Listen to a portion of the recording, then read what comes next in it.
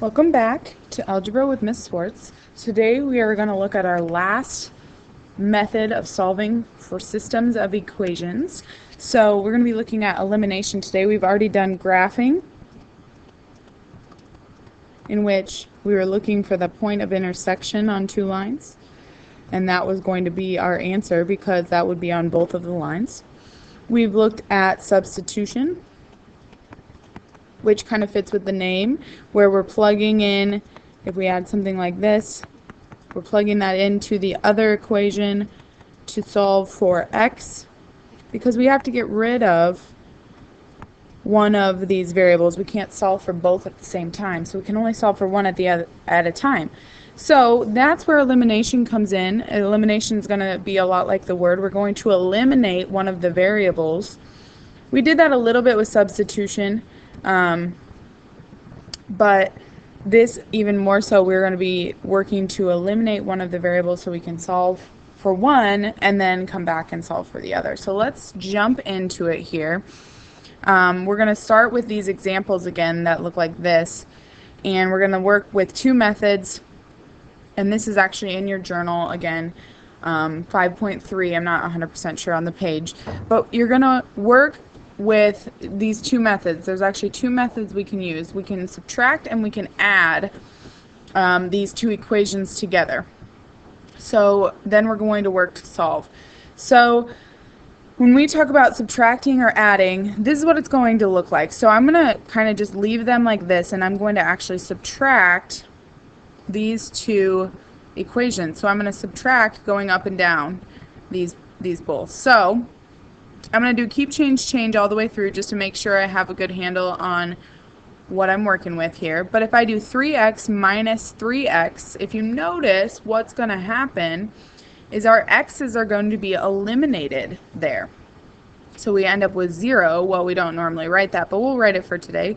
Plus, and then negative y minus y, which would be the same as negative y plus negative y, or negative 2y. And that's going to equal 6 minus 0 is 6. So now what we did is we got rid of one of the variables. So we have negative 2y equals 6. And we're going to divide by negative 2 on both sides, and y will equal negative 3. Well, once we have what y equals, we can plug y into one of these two options and we can get x. So if we do that, we would have 3x plus negative 3 equals 0. I plugged it into this one down here. So then I'm going to add 3 to both sides. So we have 3x equals 3 and divide by 3. So x equals 1. So my ordered pair then would be 1, negative 3. Okay, if I plug that in, 3 times 1 is 1, minus negative 3 would be the same as, 3 times 1 is 3, minus negative 3, or plus 3, would be 6. And then 3 times 1 is 3, plus negative 3 is 0. So we know that's right. So that's the first method. Okay, I'm actually going to go ahead and erase and do the second method and show you that in this case it doesn't really matter which method you go with. It's going to work for both. Kind of like what we did with substitution. Alright, so if I add these now for method 2, okay, we would have 3x plus 3x, which would give me 6x. I'd have negative y plus y, which would give me 0, and then 6 plus 0 is 6. And if you notice here, then we would get x equals 1. And then we could plug in 3 times 1 minus y equals 6. So we would have 3 minus y equals 6. Subtract 3. So negative y equals negative 3, and divide by 1. So we get positive 3. Is that what we got before? I sure hope so. So let's make sure here again. 3 times 3 is, this should be a positive 3, and this should be negative 3. That's what we got before. That's why I thought that was a little off. There we go, 1, negative 3. So either way we did it, we got it correct. So I'm going to have you try B again, but I'm going to go ahead and do the other examples like we did on the last video. So you're going to come back to do B on that page in your journal. So let's look at C. First thing we're going to do is subtract. So if we subtract, we have x minus x. That eliminates our x. And we have negative 2y, and you have to be careful here, plus negative 2y, which would be negative 4y. Sometimes that's hard to see when you're working vertically. Just make sure that you work carefully there. Negative 7 minus 5 would be negative 7 plus negative 5, which would give us negative 12. Divide by negative 4, so y is equal to 3. So then, to find our x, we're going to plug 3 into y. So I'm working with that second one. Doesn't really matter which one you work with. So x plus 6 equals 5, and I'll subtract 6, so x equals negative 1. So our ordered pair here would be negative 1, 3. Let's make sure negative 1 minus negative 6 is negative 7. Negative 1 plus 6 is 5. So I could also add here.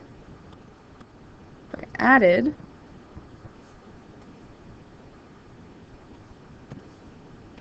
I would have 2x, and then negative 2y plus 2y is 0 equals negative 2. So my x is going to equal negative 1. And then I could plug that back in. Negative 1 plus 2y equals 5. Add 1. 2y equals 6. And divide by 2. So y equals 3. So as you can see, as long as we have opposite variables with the same coefficient, then we can either add or subtract depending on which one we have. If we have opposite, we're probably going to add. If we have the same, we're going to subtract. So you're going to try B once we're done with the video. So let's look at this one. Our question in front of us for A here says, can we eliminate a variable by adding or subtracting the equations as they are? So if I were to subtract, would I eliminate a variable? Okay, 2x minus x, I think I would still have an x. Y minus 5y, I would still have a y. So subtraction doesn't work. If I had addition, I would have 2x plus x, which would be 3x, and y plus 5y, which would be 6y. So I didn't eliminate anything. So I need to find a way that I can work. Okay, what do I need to do so that one or both of the equations, so that we can eliminate something? So we kind of talked about it on the previous slide, but we need to have matching coefficients.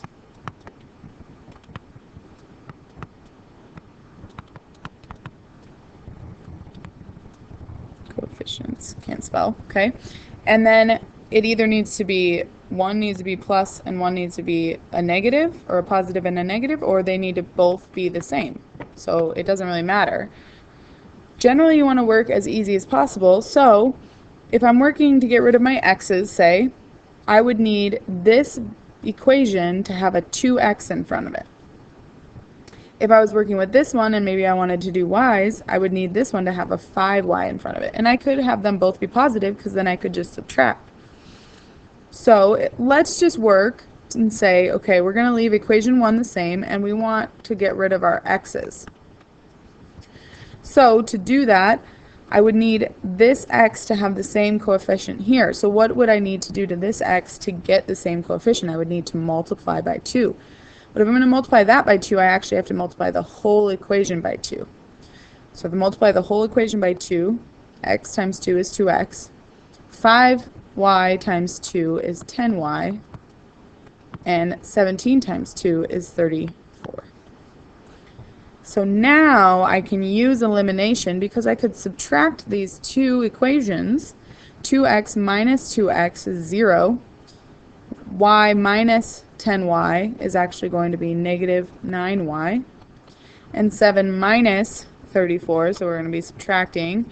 So we carry 27. Some of you can do mental math faster than I can. Okay? So now we got rid of that x, and we just have one variable, so we can solve y equals 3.